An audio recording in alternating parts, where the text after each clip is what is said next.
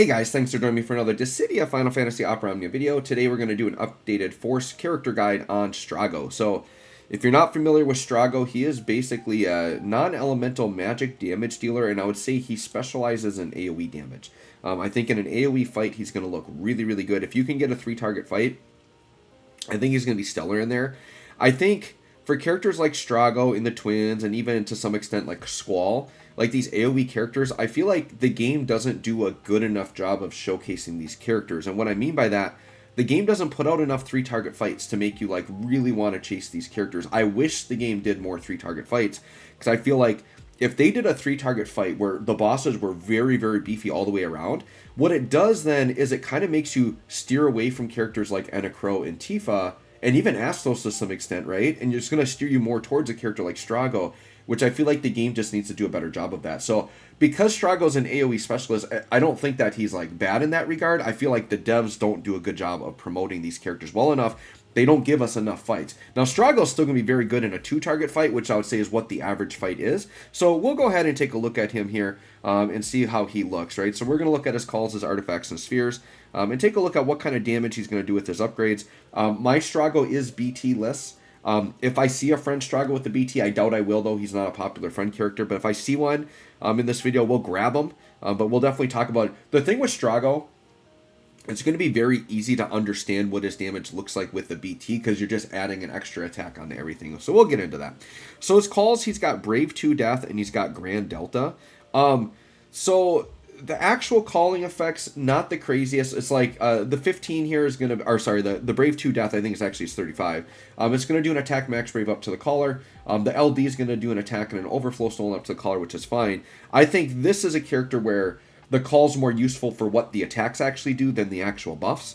Because Brave 2 Death is an instant break, provided the enemy's Brave is an even number, which that could be useful. And then Grand Delta is an instant break attack. So, like, there is some use to that. So, like, if you're desperate for, like, some instant break, then sure, I think Strago Call could be good there. Not something I use a ton, though, right? So let's go ahead. And actually, I got to make sure his skills are okay. I don't know if I ordered him out. I did not. All right, now he should be good. All right, perfect. So let's look at his artifacts here. His artifacts are pretty easy. Standard damage dealer type of artifacts. Oh, I actually don't have his done yet. I got to get one more. Okay. So we need Attack 108, Aged Mage of Tamasa up. So once again, damage dealer, we want to go big time into attack, right? So we got that there. And then on the spheres, I would say on the spheres, he's a character that really wants more either Brave damage or like overflow spheres, because this guy's going to be like, when you actually get him rolling, he's going to be doing a ton of attacks and a ton of dumps.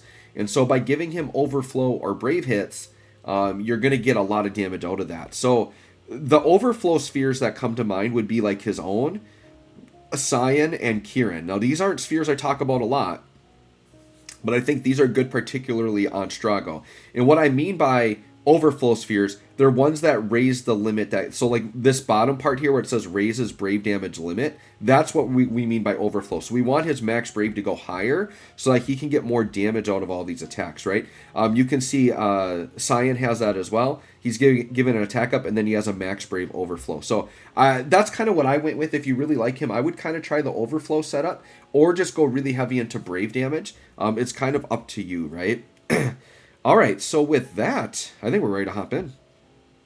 And I would say, you know, unlike Locke, and hopefully I did a good job of making Locke seem like playable to you guys and understandable. If any of you guys are struggling with Locke and how to use him, just let me know. Join my Discord. I'll try to explain it better, but I think I was pretty good at explaining Locke. Strago, on the other hand, is going to be super simple and easy to explain. He's a very simple character. Let's go ahead and hop in here. Now, I am bringing Bahamut Call, or Bahamut Summon, I should say.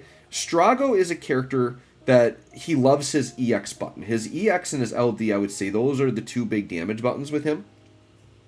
So he's a character that benefits from... so there is a crystal passive called U4. And what it does is I think it makes it so his EX charges a lot faster. He gets more out of his EX, so you could give him that U4 passive.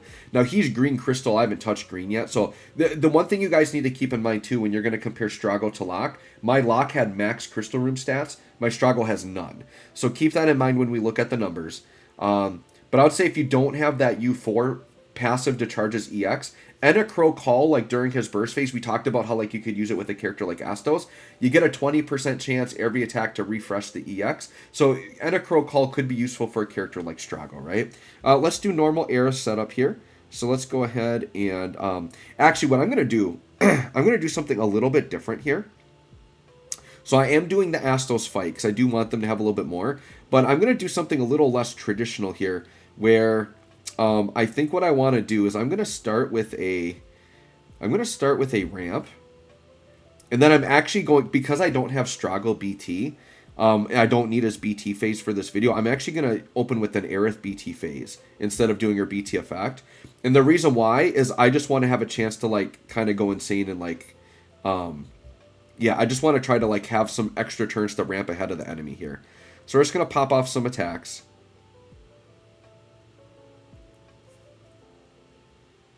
And I'm not sure. I don't think her FR will press her FR. I don't think it actually will ramp. We'll see.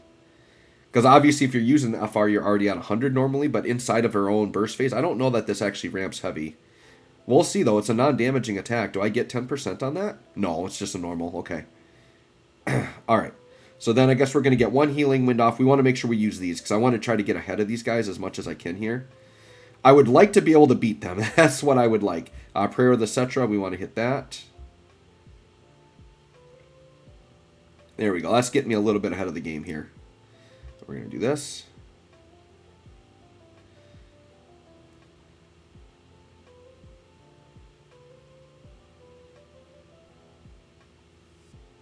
All right, I'm going to try to set up selfie launching. We'll see. The nice thing about Strago in this fight, right? Strago can cancel their force, so I guess I don't have to stress about it too much because he is non-elemental. And I don't believe, no, Aerith and Rosa won't be enchanting for anything. So yeah, he should be good here to cancel them out, so we should be okay. But we'll go ahead and hit that. And then Strago does have a very specific way you want to open up. So to summarize how he works, he really revolves around a buff called Soul of Tomasa. You want to upkeep this at all times. And what it does is it makes it so that any attack he does will trigger twice. Now, I believe the FR, it excludes the FR, but I think the FR and like the BT finisher, I don't think it will do those. But everything else, LD, EX, 1535, those will all trigger twice. And while I'm on Soul of Tomasa, let's just talk about the BT. Because the BT is going to like tie into this, right? So the BT is going to do just your normal BT buff. So brave damage limit, HP damage limit. The unique thing that it does is with Soul of Tomasa, he gets an additional attack on it. So the way you can think about it is without his BT and Soul of Tomasa, everything he does is going to happen twice. With his BT effect, it's going to be 3 times. And that's when he gets kind of nutty crazy, right? So he does not start with Soul of Tomasa. And you have several attacks that can give it, but ideally you want to have it on first, and then when you're refreshing it, you kind of want it at one turn when you're refreshing it, because if I don't have Soul of Tomasa, the attack I'm using to refresh it won't trigger twice, and I want it to trigger twice. So what I'm going to do is we're going to use the AA, which is set Soul of Tomasa up. Okay, so you see he has Soul of Tomasa for 3 turns. Now I'm kind of free to press whatever buttons I want to, but when I see Soul of Tomasa go down the 1, I want to press a button that's going to refresh it so I don't lose it. Okay, so let's go ahead and hit Quasar. Quasar here is just his normal skill 1 attack. Let's go ahead and hit that.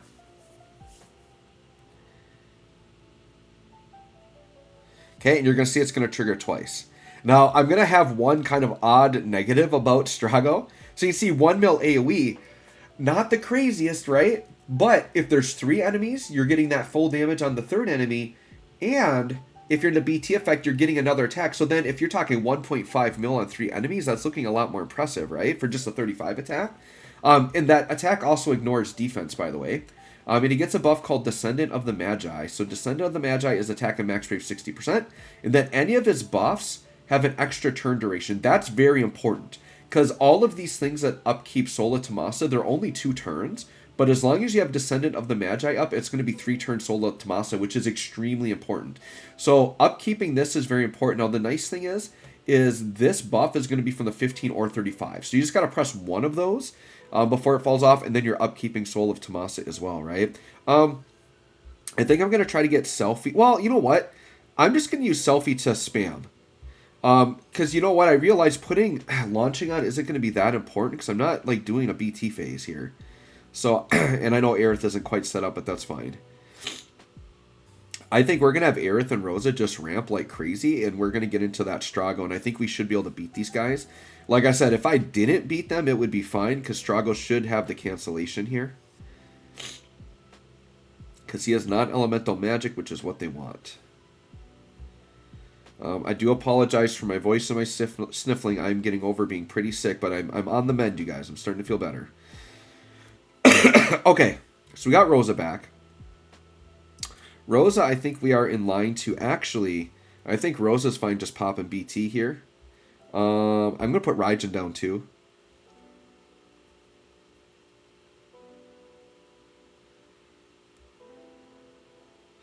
Okay, and then we're going to go ahead and hit BT. And then Aerith already has her BT, so we'll just ramp out. And then we are going to hop into Strago's FR immediately. And then we'll kind of look at the rest of his kit from there. Okay.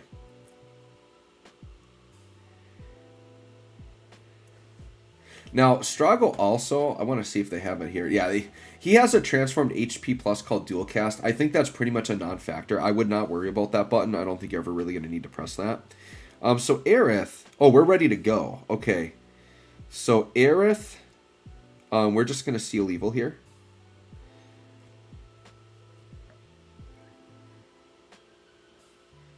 And Strago's won't be like the best for echoing with like Aerith, but that's okay. We want to show off his FR, right?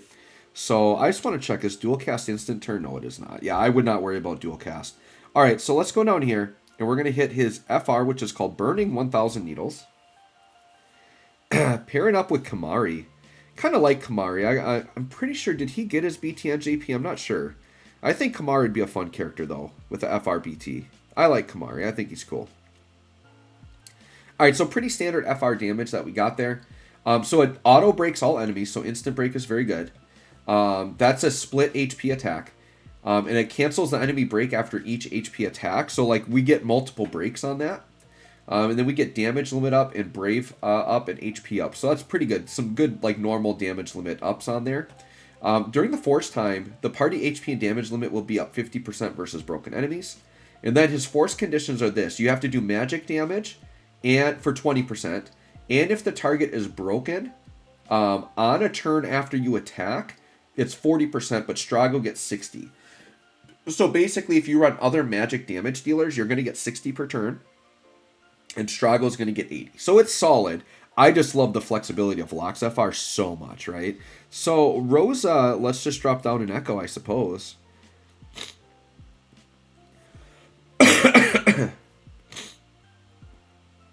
But I definitely, like, if you're wondering which character between Strago and Locke, I would definitely recommend Locke over Strago. Locke just has way more utility. He's going to be useful in single-target and multi-target fights. Strago, what you're going to see here, he's basically just damage. He's not doing a lot for the party other than if you have his BT, those generic BT buffs. But his damage, like in a 3-target fight, we will not deny Strago is going to be insane in a 3-target fight. If I had a BT with him, I would probably try to do a damage test, but I don't have that. And I'm not going to chase it. The other thing to keep in mind is community stream is literally, I think it's tomorrow. So you have to keep in mind that that's on the horizon. And there's probably going to be some exciting announcements. I think a lot of people are thinking that we're pretty much to the point where we have to get Force Enhancement 50 pretty soon. Just by like the characters that are coming up. So I would expect to see Force Enhanced 50. I could maybe see maybe they're going to do some type of global merger announcement. I think that would be really cool. Global JP merger I think would be awesome.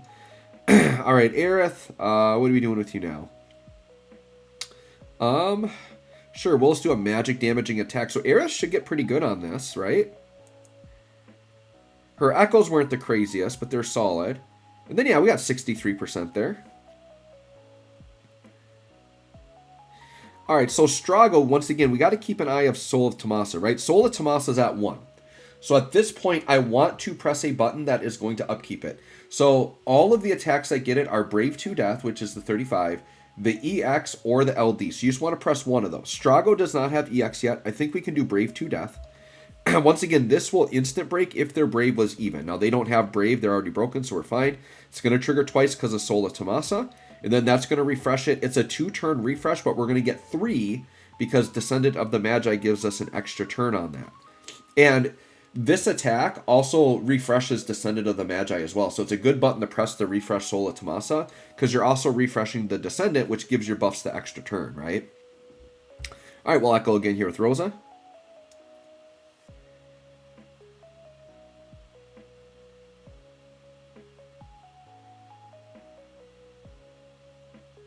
All right, now I think it's time to show one of his Big Daddy attacks here.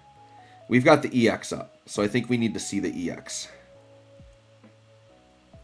Now keep in mind, the damage you're seeing right now, you might be like, yeah, that's solid, right? But remember, with the BT effect up, he's doing a 3rd attack, right? So this Saber Soul, with his BT effect, is going to be ×3. We're going to see it ×2 here. So let's see what this looks like. There's 1. There's 2. Okay, so we did 12 mil there at 600%, which is solid. That's going to be looking more like 18 mil in this same situation with the BT. Probably more towards 20 because then you're getting the BT buffs with it, right? So the BT adds a ton to Strago. So if you watch my video and you're like, I don't know, he doesn't seem that crazy. He is like really a full invest character, right? Like you really got to have the BT and like feature him. But once again, the reason I'm not a big fan is because like I think he's really going to be his best in an AoE fight, 3 target, and we just don't have a lot of those. And damage dealers are a dime a dozen. We got a ton of them.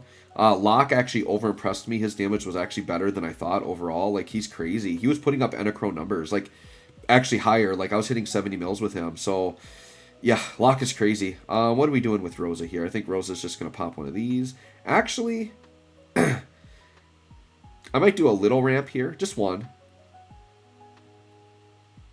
Just to get that a little bit higher. So Strago's next attack. So I want to do his LD button, which is one of his better buttons as well. And I'll finish talking about what else the EX does, because I didn't quite hit on that yet. Actually, we'll do EX here. So his EX does give him a free ability use on his next turn. He gets a buff called Regained Hope, and this also refreshes Soul of Tomasa. So the other reason EX spamming is very good with him is because you're constantly upkeeping Soul of Tomasa as well, and it's like one of his strongest attacks. So that's why Enochrome and Bahamut Summon, like these types of things are very good on him. Or other characters like Iris can be kind of interesting because she can refresh his EX also. So Iris is an interesting combo with him. So now we got the free turn here. Let's go ahead and I want to hit this Grand Delta. This LD is a pretty big daddy button. Now the thing that's interesting about this is you're going to see that it instant breaks, which pushes them back. Now we get that ×2. And then if you have BT, that's ×3. So in a way, you can think of this in a BT situation. This is a 3-turn AoE delay. It's very powerful, right? Provided the enemies can be broken. We did some pretty good damage there. Remember, there's going to be a 3rd attack coming after that. So that also gives him a free ability use on the next turn. That refreshes Descendant of the Magi and Soul of Tomasa. So same as Brave 2 Death. Let's go ahead and hit this. All right, we'll try to get one more attack here with our Force Up.